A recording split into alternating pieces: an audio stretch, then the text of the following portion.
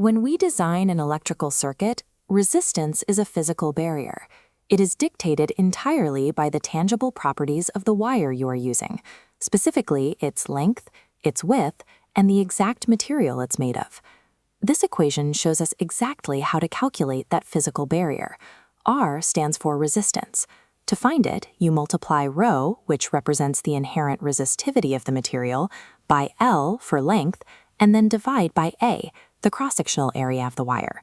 Mastering how a single, straight piece of wire behaves mathematically is the required first step.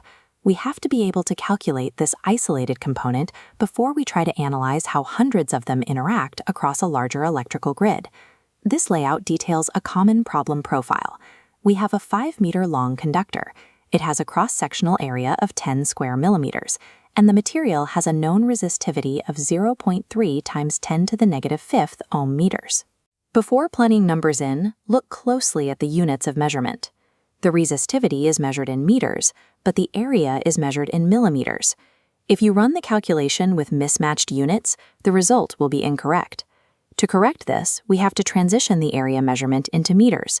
10 square millimeters becomes 10 times 10 to the negative sixth square meters. Now that the units are aligned, we run the math. The final calculation yields exactly 1.5 ohms of resistance. Catching a unit mismatch like this is often the difference between a functional circuit design and a failed system. This schematic illustrates a full series parallel network. To begin simplifying a grid like this, we establish terminals A and B on the left as our primary reference points. Applying the farthest point rule, we locate our reference terminals and then move to the absolute opposite edge of the circuit. In this diagram, that brings us to the far right, isolating the 5 ohm and 6 ohm resistors. Because these two outer resistors sit on the same wire path, they form a simple series connection. We merge them by adding their values together, resulting in a single 11 ohm equivalent resistor. Looking at the schematic again, we step one branch inward from that newly simplified edge. This isolates the middle vertical branch, containing a 4 ohm and an 8 ohm resistor. This diagram shows the result of simplifying that middle branch.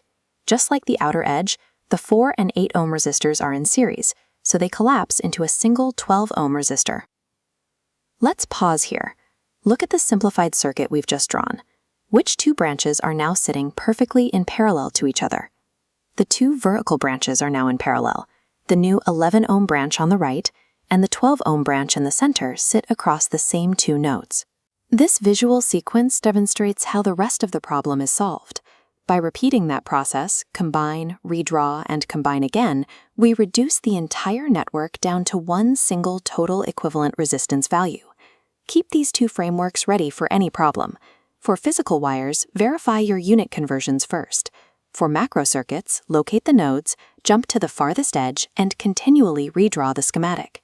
This relationship shows why finding that total resistance value is so useful.